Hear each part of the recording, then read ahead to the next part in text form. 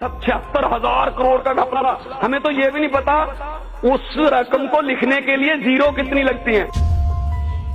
ये बात अंग्रेजों ने शायद 200 साल में उतना नहीं लूटा होगा देश को जितना हमारे वालों ने लूट लिया। मेरी कंस्टिट्यूंसी का एक गांव है छाजली, उस अकेले गांव का 2 करोड़ रुपया वो कंपनी लेकर भाग गई। 10 आदमियों ने सुसाइड कर लिया। ऐसी कोई मिसाली सजा दें ताकि फ्यूचर में ऐसे घोटालेबाज लोगों की मेहनत का खून पसीने का पैसा लेकर भागे ना। श्री भागवत मान जी, बहुत बहुत धन्यवाद उपसभापति जी, आपने मुझे चिट फंड के इस बिल पर बोलने का मौका दिया। ये जो चिट फंड है, जब तक तो ये छोटे लेवल पे रहता है, जब आपस में लोग जानते हैं एक दूसरे को, तब तक तो ये सही चलता है। लोग एक दूसरे को पैसे इकट्ठे करके, जिसको कमेटी भी बोल देते हैं, तब तक तो ये ठीक रहता है। जब ये बड़ी कंपनियों के पास चला जाता है, जब बड़े बड़े लालच दे दिए जाते हैं, आपका पैसे को दुगना कर देंगे, तिगना कर देंगे, 1-2 किस्तें वो दे भी देते हैं वापस ताकि यकीन बन जाए। इससे फिर वो उनको कहते हैं कि आप अपने रिश्तेदारों के पैसे भी लगवाओ, देखो आपके पैसे कितने अच्छे तरीके से वापस आ रहे हैं। जब 2-3 किस्तें वापस भी आ जाती हैं, तब वो चेन रिएक्शन हो जाता है। लोग अपने दोस्तों के, रिश्तेदारों के पैसे उस कंपनी में लगवा देते हैं। इसकी मैं एग्जांपल दूंगा। माननीय वित्त राज्य मंत्री जी अनुराग ठाकुर जी बैठे हैं, शायद उनके भी यहाँ उस कंपनी के पीड़ित हों। पर्ल कंपनी है। मेरी कंस्टिट्यूंसी का एक गांव है छाजली, उस अकेले गांव का 2 करोड़ रुपया वो कंपनी लेकर भाग गई। 10 आदमियों ने सुसाइड कर लिया क्योंकि उन्होंने अपने रिश्तेदारों के पैसे उस कंपनी में लगवा दिए थे। अब सोशल स्टिग्मा है कि मेरे रिश्तेदारों में मेरी नाक कटेगी। सुसाइड कर लिया एक गांव के 10 आदमियों ने। बहुत से गरीब लोगों का पैसा पर्ल कंपनी लेकर भाग गई। उनकी बहुत बड़ी प्रॉपर्टीज हैं पंजाब में, दिल्ली में, पूरे देश में। 5 करोड़ आदमी पूरे देश में उस कंपनी से प्रभावित है।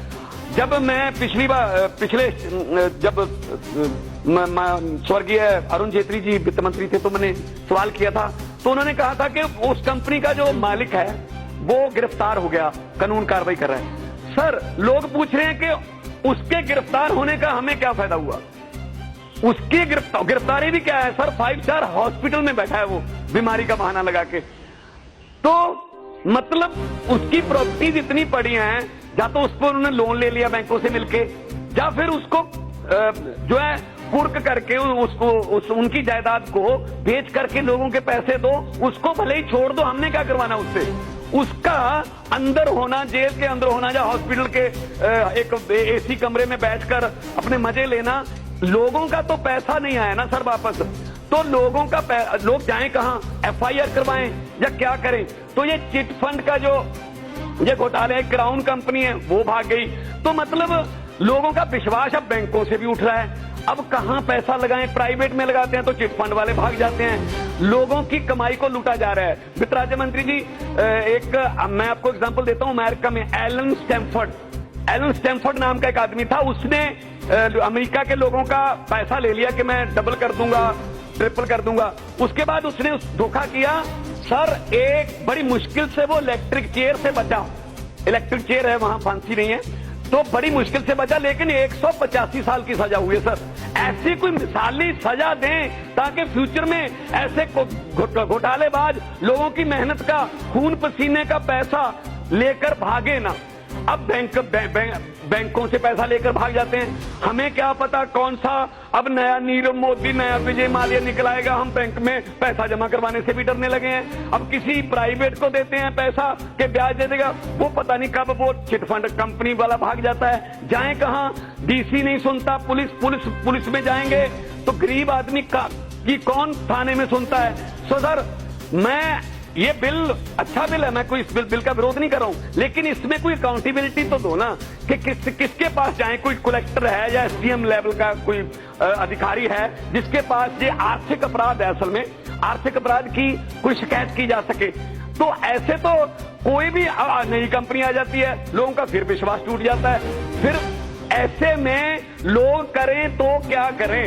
उपसभापति जी, ये संसद जो है ये लोकतंत्र का बहुत बड़ा मंदिर है। यहाँ पर बोली हुई एक एक बात लोग सुनते हैं और यहाँ से कानून बनते हैं।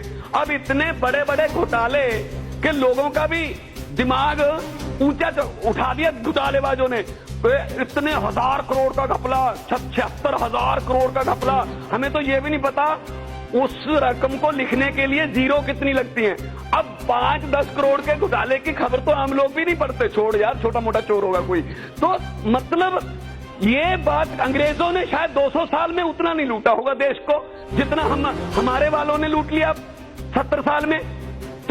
तो मतलब ये कि कोई कानून ऐसा बने जिससे कोई मिसाली सजा मिले, ताकि आने वाले कोई और जो है चिटफंड वाले लोगों के साथ ऐसा धोखा ना कर पाए, लोगों का पैसा लेकर ना भागे। मैं फिर एक बार आग्रह करता हूं वित्त राज्य मंत्री जी को कि पर्ल कंपनी का जितना पैसा लोगों का लगा है ब्याज समेत उनकी जायदाद को बेचकर, ऑस्ट्रेलिया तक उनकी जायदाद है सर, गोल्ड कोस्ट में ऑस्ट्रेलिया तक उनकी जायदाद बेनामी है कि किसी के दामाद के नाम पे है, किसी के भतीजे के नाम पे है। तो उनका इंटरनेशनल कानून के जरिए उन जायदादों का भी पता करके यहां पर लोगों का ब्याज सहित पैसा वापस दिया जाए। और इस बिल को थोड़ा और अगर विस्तार में अकाउंटेबिलिटी बना दें तो और भी ज्यादा अच्छा होगा। लेकिन मैं बिल की फिर सपोर्ट करता हूं क्योंकि आम लोगों का पैसा लगा हुआ है इसमें। उसको निकालने की आपकी इच्छा है, इच्छा शक्ति है, अगर सच्ची है तो अच्छी।